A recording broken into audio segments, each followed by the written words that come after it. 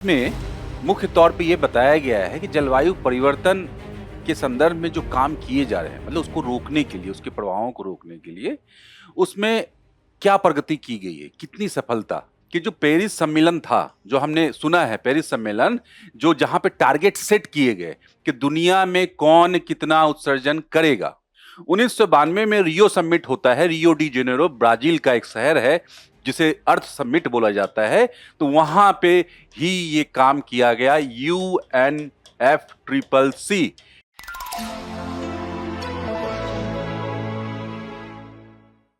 Hello everyone, current affair में आज जलवायु परिवर्तन से संबंधित टॉपिक पे हम लोग डिस्कस करेंगे।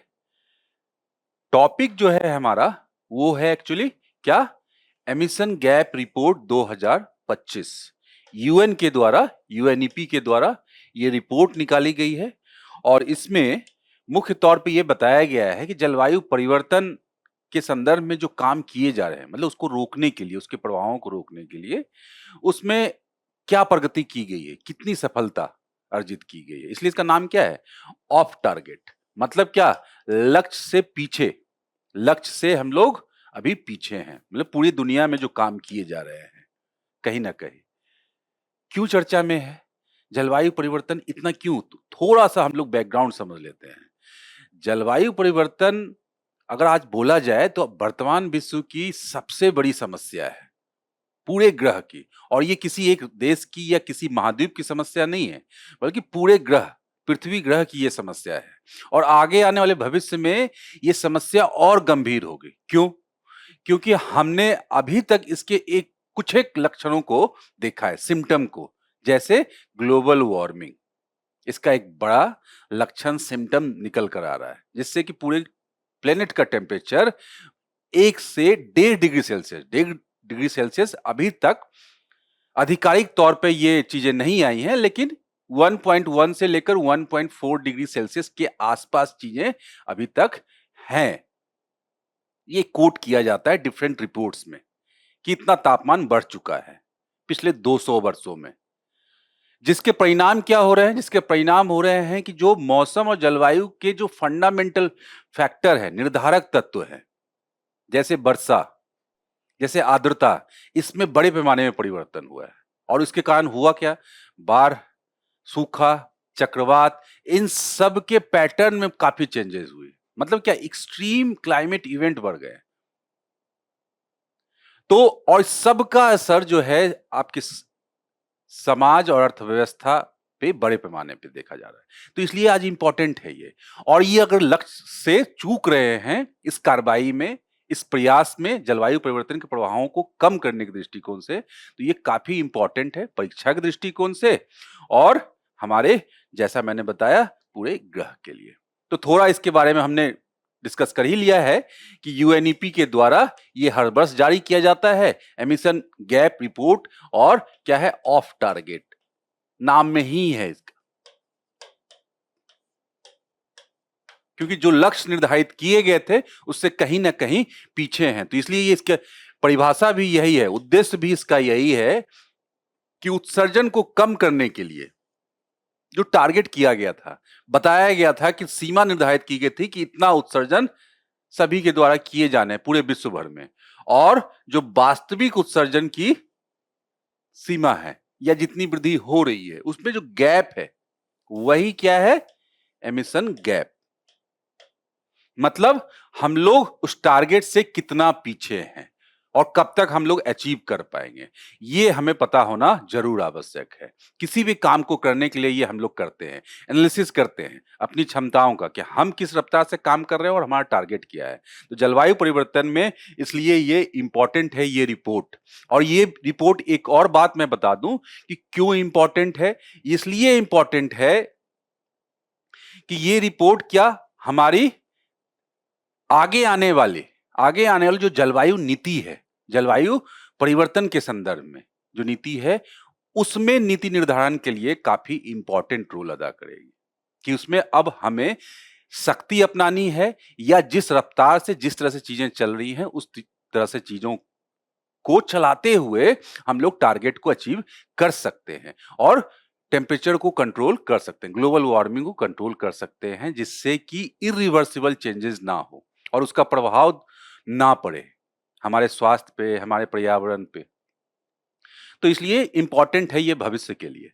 अब यूपीएससी के लिए तो जाहिर सी बात है कि ये हमने देखा कि यूएनईपी अंतर्राष्ट्रीय महत्वपूर्ण संस्था, जलवायु जो गवर्नेंस है, इन्वायरमेंटल गवर्नेंस भी एक इंपॉर्टेंट है, पर्यावरण गवर्नेंस, और राष्ट्र के स्तर पे और अंतर्राष्ट्रीय स्तर पे जो प्रयास हो रहे हैं, तो इसलिए ये इंपॉर्टेंट है। जैसे और ये डायरेक्ट क्या पेरिस सम्मेलन, जैसे मैंने बताया कि भविष्य के जो इस तरह के जो इवेंट है और वहां पे नीति का निर्धारण जहां पे हो रहा है जलवायु परिवर्तन के संदर्भ में, तो उससे ये डायरेक्टली जुड़ा हुआ है, तो इसलिए इंपॉर्टेंट है ये।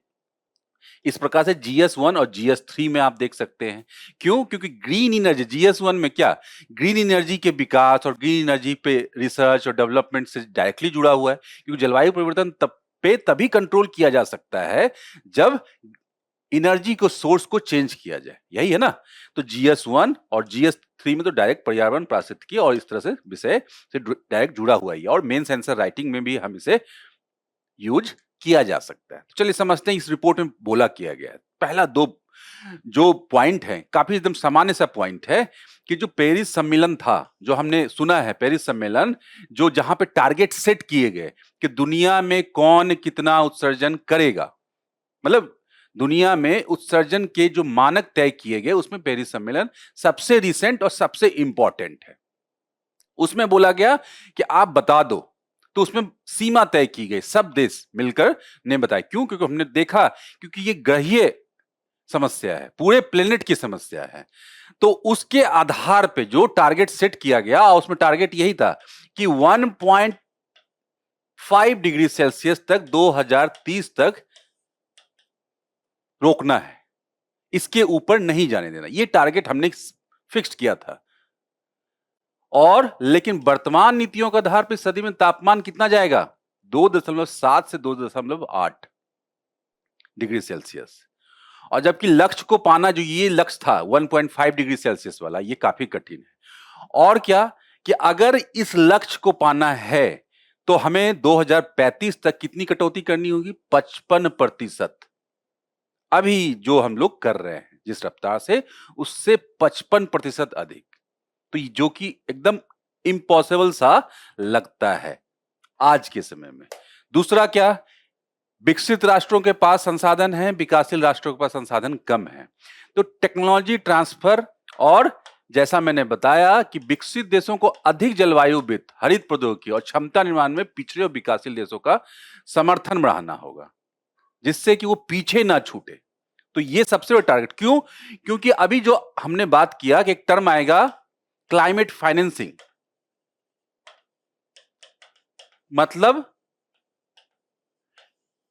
क्लाइमेट चेंज से लड़ने के लिए जो काम किए जा रहे हैं, उसमें जो पैसा लग रहा है, उसकी पैसे की कमी बहुत बड़े मात्रा में है, मतलब वो गैप है वहां भी। तो इसलिए क्या देखा जा रहा है, विकासशील राष्ट्र और गरीब राष्ट्र जो है, उन प्रोजेक्ट्स को इंप्लीमेंट ही नहीं कर पा रहे हैं समय पे।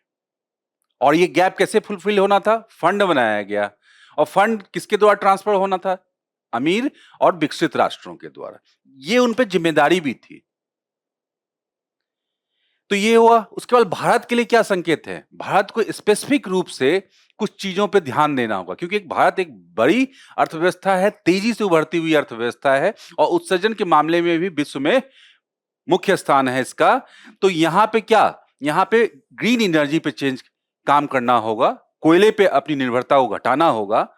उसके बाद क्या, हरित हाइड्रोजन, ईवी जैसे जो सतत, जो टिकाऊ उपाय हैं, सस्टेनेबल जो उपाय हैं, उन पे काम करना होगा, जिससे कि अपने इमिशन को लक्ष्य के अनुरूप कम किया जा सके। अब यहां पे हमारे समय पास जो है ना, 2-3 टर्मिनोलॉजी आ गए, पेरिस सम्मेलन आ गया, क्लाइमेट फाइनेंसिंग आ गई। तो इसको हम लोग एक बार थोड़ा देख लेते हैं टाइमलाइन के रूप में। मैंने ये बताया कि अभी तक वर्तमान में जो उत्सर्जन के लिए काम किया गया है, कार्बन उत्सर्जन, जलवायु परिवर्तन हो रहा है। जलवायु परिवर्तन का एक सिम्टम, महत्वपूर्ण सिम्टम बताया क्या, क्या? Global warming. और ग्लोबल वार्मिंग किसके कारण हो रही है? इन उत्सर्जन के कारण। और उत्सर्जन को कम करने के लिए दुनिया में क्या किया गया, उसी के बारे में हम लोग बात कर रहे हैं, टाइमलाइन। तो मैंने अभी बताया पेरिस सम्मेलन, अभी तक वर्तमान सबसे रिसेंट जो है इंपॉर्टेंट इनिशिएटिव है जिसके द्वारा सीमा तय किए गए। लेकिन क्या यही शुरुआत है? नहीं, शुरुआत ये नहीं है। शुरू से एक बार देख लेते हैं। 1992 में रियो समिट होता है। रियो डी जेनेरो ब्राजील का एक शहर है जिसे अर्थ समिट बोला जाता है। तो वहां पे ही ये काम किया गया। UNFCCC, United nation framework convention on climate change. इस संस्था का नाम आपने देखा होगा, सुना भी होगा, काफी पॉपुलर। और इसी के अंतर्गत होता है कॉन्फ्रेंस ऑफ पार्टीज। अभी क्या कॉन्फ्रेंस ऑफ पार्टीज 30 होने वाला है अभी, और अभी तक 29 कॉप हो चुके हैं। तो ये सारे सदस्य राष्ट्र जुटते हैं और नीति निर्धारण करते हुए जलवायु परिवर्तन से लड़ने के लिए। वहीं पे इसकी अंतर्गत एक आया 1997 में क्योटो प्रोटोकॉल, जहां पे पहली बार ये निर्धारण किया गया कि उत्सर्जन को कैसे रोकना है, मैकेनिज्म तैयार किया गया। उसमें सीमा तय किए गए कि पहले तो कितना कम किया जाए, और उसकी जिम्मेदारी दी गई। तो जिम्मेदारी दो तरह से बात की गई, एनेक्सर 1, एनेक्सर 2 कंट्री, ऐसे किया गया।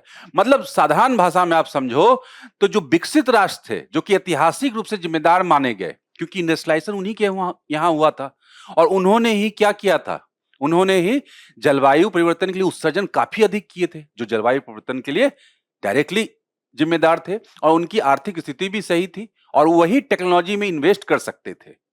तो इसलिए जिम्मेदारी सबसे पहले उन्हीं पे डाली गई, विकसित राष्ट्रों पे। और ये जिसमें कि अमेरिकी कॉन्टिनेंट के राष्ट्र और EU आप समझ सकते हो, यूरोपियन यूनियन की मैं बात कर रहा हूं। विकासशील राष्ट्र और गरीब राष्ट्रों को छोड़ दिया गया। और ये क्या था? लीगली बैंडेड था। और इसमें दो टारगेट बनाए गए। एक टारगेट बनाया गया ये 2006 से 12 तक का, और दूसरा टारगेट 8 से 12 तक का, यहां पे करेक्ट कर लेंगे, 8 से 12 तक का, और दूसरा 2013 से 2020 तक का टारगेट बनाया गया कि आपको कम करना है। और इसमें 18% की सीमा थी, इसमें 5%। पहले वाले में 1990 के लेवल पे, और इसमें क्या था 18% की, जो 2020 तक चलना था। 2020 तक, 2020 में क्योटो प्रोटोकॉल की समयावधि खत्म हो गई, और उसके बाद नया आना था। इसलिए 2015 में पेरिस सम्मेलन हुआ। पेरिस सम्मेलन हुआ, हमने जो सुना है पेरिस एग्रीमेंट हुआ, और वहां पे तय किया गया 2020 से 30 तक। और वहां पे क्या चीजें की गई? NDC। तो क्या अंतर हुआ? पहला, ये लीगली बाइंडिंग था, ये विकसित राष्ट्रों पे था। लेकिन यहां पे क्या किया गया? दो चीजें की गई। यहां पे किया गया इस सभी के लिए था। सबसे पहली बात, ये सभी राष्ट्रों के लिए, विकसित और विकासशील दोनों के लिए था। और दूसरा क्या था? दूसरा ये महत्वपूर्ण इसलिए था कि ये लीगली बाइंडिंग नहीं है। ये अंतर है इसमें। ये क्या आपकी स्वेच्छा पे है कि स्वेच्छा से कम करोगे, क्योंकि ये तो फिक्स्ड है ना, ये सबकी समस्या है। और इसमें क्या है, जो जितना कर रहा है वो इतना करे तो अच्छी बात है। जैसे देखा गया कि विकसित राष्ट्रों के अलावा भी जो तेजी से उभरती अर्थव्यवस्था है, भारत, चीन, ब्राजील, रूस जैसे जो देश हैं, वहां भी इंडस्ट्रियलाइजेशन हुआ है। तो वहां भी जो है एमिशन में उनका महत्वपूर्ण योगदान है। तो उनके द्वारा भी कम किया जाना चाहिए, लेकिन स्वेच्छा से, लीगली बाइंडिंग नहीं था, मतलब प्रतिबद्धताएं, बाध्यता नहीं थी। ये क्योटो प्रोटोकॉल बात है। इसलिए आप देखोगे कि पेरिस एग्रीमेंट से अमेरिका जैसे राष्ट्र अभी से नहीं मानने से, इनसे अलग होने की बात कर रहे थे कुछ समय पहले। ये काफी चर्चा में रहा। तो ये टाइमलाइन है, हमने देखा, और यहां से लेकर हम लोग यहां पे पेरिस समिट तक आए हैं। लेकिन यही टारगेट था जिसे हम लोग अभी मिस कर रहे हैं, जो टारगेट हमें प्राप्त करना था कि तभी हम 1.5 डिग्री सेल्सियस तक इसे, इस सदी तक हम रोक पाते। नहीं तो इसमें यही बताया गया है कि सदी को खत्म होते होते टेम्परेचर कितना हो जाएगा? 2.8 डिग्री सेल्सियस, यही बताया गया। तो कुल मिला के यही हमारा क्रक्स है इस रिपोर्ट का। तो हमने समझ लिया, टाइमलाइन भी देख लिया, भारत क्यों महत्वपूर्ण है। तो जैसे हमने बताया कि बहुत सारे विकासशील राष्ट्र और तेजी से उभरने वाली अर्थव्यवस्था कार्बन उत्सर्जन में सबसे इंपॉर्टेंट रोल अदा कर रहे हैं आज के डेट में। सबसे देखिए चाइना और US, और उसके बाद भारत। तो तीसरे नंबर पे है भारत की स्थिति। और उसके बाद क्या, भारत एक तरह से विकासशील राष्ट्रों की बात भी करता है। मतलब क्या, जैसा बताया कि ऐतिहासिक दृष्टि से क्या इसके लिए जिम्मेदार कौन है, क्योंकि इंडस्ट्रियलाइजेशन पहले कहां हुआ? विकसित राष्ट्रों में। तो भारत बात करता है जलवायु न्याय की। जलवायु न्याय मतलब क्या? मतलब विभेदित, मतलब अलग अलग लेकिन समान तरीके से न्याय हो, ये बात कही गई। ये भारत का सिद्धांत है। विकासशील, इसलिए उसी के आधार पर बोला जाएगा कि विकासशील राष्ट्रों को फंड मिलना चाहिए, तभी वो आगे बढ़ सकेंगे और स्टेप बाय स्टेप वो काम कर सकेंगे, चीजों को चेंज कर सकेंगे अपने यहां, और ग्रीन एनर्जी और ग्रीन टेक्नोलॉजी में इन्वेस्टमेंट कर पाएंगे। तो यही चीज है यहां पे। तो इसलिए ये भारत के लिए इंपॉर्टेंट है, भारत इसमें इंपॉर्टेंट है। अब देखिए, जो बात हमने कही कि एनडीसी की बात, नेशनली डिटरमाइंड कंट्रीब्यूशन, ये बात हमने वहां छोड़ दिया था कि पेरिस समिट में यही बताया गया कि सभी आप अपने से, खुद से, स्वेच्छा से आप फिक्स कर लीजिए कि आपने कितना किया करोगे, कितना कंट्रीब्यूट करोगे कार्बन उत्सर्जन की कमी में। इसलिए इसका नाम क्या? Nationally determined contribution. तो अब क्या, कंट्रीब्यूशन के आधार पे ये फिक्स कर दिया गया कि ये राष्ट्र इस तरह से इस बिंदुओं पे इतना ये कटौती करेंगे। लेकिन हमने क्या किया, हमने इसे चेंज किया और हमने खुद एक नया आयाम दिया। हमने उससे आगे बढ़ते हुए ये प्रतिबद्धता अपनी चेंज की और हमने पंचामृत प्लान लाए। हम लोग कहा क्या लाए? पंचामृत प्लान, जिसमें 5 स्तरों पे हम लोग काम करेंगे। इसमें क्या, सबसे पहले क्या, कार्बन एमिशन को घटाने के लिए 1 बिलियन टन 2030 तक घटाएंगे। दूसरा, कार्बन इंटेंसिटी पूरे अर्थव्यवस्था में उसको 45% तक 2030 तक करना है। उसका 50% एनर्जी कहां से प्राप्त करना है? गैर जीवाश्मी ईंधन से, मतलब रिन्यूएबल एनर्जी, नवीकरणीय ऊर्जा, सौर ऊर्जा, पवन ऊर्जा, इस तरह से और क्या 500 गीगावाट का लक्ष्य रखा गया। किससे लेना है हमें? नॉन फॉसिल फ्यूल, गैर जीवाश्मी ईंधन से। वही मतलब जिसमें पेट्रोल, डीजल, गैस नहीं होगा, कोयला नहीं होगा ये। और क्या, नेट जीरो इमिशन 2070 तक। तो हम लोग उससे आगे बढ़ते हुए हमने अपने कमिटमेंट को बढ़ाया और आगे एक नेतृत्वकर्ता के रूप में जलवायु परिवर्तन से लड़ने के लिए हमने अपने टारगेट को अधिक करके दुनिया के सामने, विश्व के मंच पे एक आदर्श के रूप में प्रस्तुत किया है। अब भारत की प्रमुख पहल क्या है, 1 मिनट ये भी देख लिया जाए कि भारत कर क्या रहा है, इनिशिएटिव क्या है इंपॉर्टेंट। तो सबसे पहले national action plan on climate change. इसमें 8 ऐसे क्षेत्र हैं जिसमें क्या, जलवायु परिवर्तन के लिए लड़ने के लिए और ग्लोबल वार्मिंग या उत्सर्जन को कम करने और ऐसे सतत उपाय हैं जिससे कि पूरा का पूरा एक सॉल्यूशन मिल पाए, समाधान मिल पाए। इसमें 8 मिशन है। इसमें ग्रीन एनर्जी से संबंधित भी है, मृदा उपयोग से संबंधित भी है, इस तरह से चीजें हैं। नवीकरणीय ऊर्जा से संबंधित है, के उत्पादन से संबंधित है। तो सारे ये प्लान को निर्माण किया गया जो कि जलवायु कार्रवाई के रूप में हमारे यहाँ सबसे इंपॉर्टेंट और बेस के रूप में माना जाता है। इंटरनेशनल सोलर अलायंस, हमने सौर ऊर्जा के लिए, के उत्पादन के लिए ऊर्जा सहयोग का पूरा एक मंच क्रिएट किया है जिसमें अन्य राष्ट्रों को भी जोड़ा है और इससे क्या, पूरा का पूरा एक इकोसिस्टम क्रिएट किया जा सके। इकोसिस्टम क्रिएट किया जा सके जिससे कि इसके लाभ को आगे तक पहुंचाया जा सके, मतलब गरीब राष्ट्रों, विकासशील राष्ट्रों तक भी पहुंचाया जा सके। अगर इसमें कुछ टेक्नोलॉजिकल डेवलपमेंट हो या कुछ इस तरह की इनिशिएटिव हो इंपॉर्टेंट। उसके बाद life mission, lifestyle for environment, ये सब काफी इंपॉर्टेंट चीजें हैं, मतलब कोर में है ये। मतलब लाइफस्टाइल इस तरह से चेंज किया जाए जिससे कि इन्वायरमेंट को फ्रेंडली हो, इको फ्रेंडली हो, उपभोग और जीवन शैली, मतलब कुल मिला के क्या, हम अपने उपभोग पैटर्न को भी चेंज करेंगे। और उपभोग से संबंधित क्या है? उत्पादन। और उत्पादन क्या? खाद्यान्न उत्पादन। हम जानते हैं कि खाद्यान्न उत्पादन डायरेक्ट किससे जुड़ा हुआ है? कृषि से। और हमने जितना इसे सतत बनाएंगे, कृषि उपयोग, जो भू उपयोग किया जा रहा है वो सतत होगी। लेकिन आज क्या है, आज वो जो लैंड यूज पैटर्न है हमारा, वो काफी भौतिकवादी दृष्टिकोण से ये किया जा रहा है। मतलब प्रकृति के द्वारा दी गई जो संसाधन है, मृदा संसाधन हुआ, जल संसाधन हुआ, उसका अंधाधुंध दोहन किया जा रहा है। जैसे फॉर एग्जाम्पल हम लोग समझ सकते हैं कि भारत में जल संसाधन के सबसे बड़े जो घटक है खर्च करने में, वो कृषि सेक्टर उसमें से एक है। और कृषि सेक्टर के द्वारा जो है, अब पूरे के पूरे तरह से हम लोग बात कर रहे हैं कि भारत जो है गंभीर जल संकट से गुजर रहा है, गंभीर जल संकट से। और यहाँ पे जो इसी कारण से दोहन जो है जल संकट जल का, वो ग्राउंड वाटर का और सतही जल सबका सबसे अधिक है। और ग्राउंड वाटर में तो हम लोग सबसे अधिक हैं उसके दोहन में। और हम लोग ये आंकड़ा भी है हमारा कि हमारे ग्राउंड वाटर का 70% से अधिक जो है कंटेमिनेटेड है।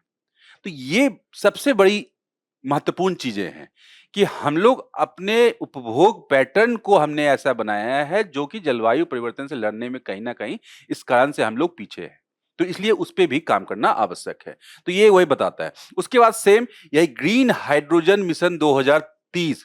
तो बेसिकली क्या ग्रीन हाइड्रोजन मिशन स्वच्छ ईंधन की बात करता है, हरित उद्योगों की बात करेगा, फेम स्कीम, ईवीज और स्वच्छ परिवहन बढ़ावा, ये सब चीजें जो है ना ग्रीन एनर्जी से संबंधित है। ग्रीन एनर्जी का उपयोग कहाँ, इंडस्ट्री में, नगरीय क्षेत्र में, मतलब हाउसिंग सेक्टर में। उसके बाद क्या कहाँ कहाँ उपयोग होगी चाहिए। उसके बाद मोबिलिटी, जहां पे मतलब क्या सड़क, रेल, परिवहन जो साधन है वहां पे यूज किया जाए। तो सब जगह देखिए स्वच्छ ईंधन का विकास किया जाए, हरित उद्योग का विकास किया जाए, फेम स्कीम की तरफ ईवी लाया जाए, जिससे क्या कि एमिशन जो है बड़े लेवल पे कम किया जा सके।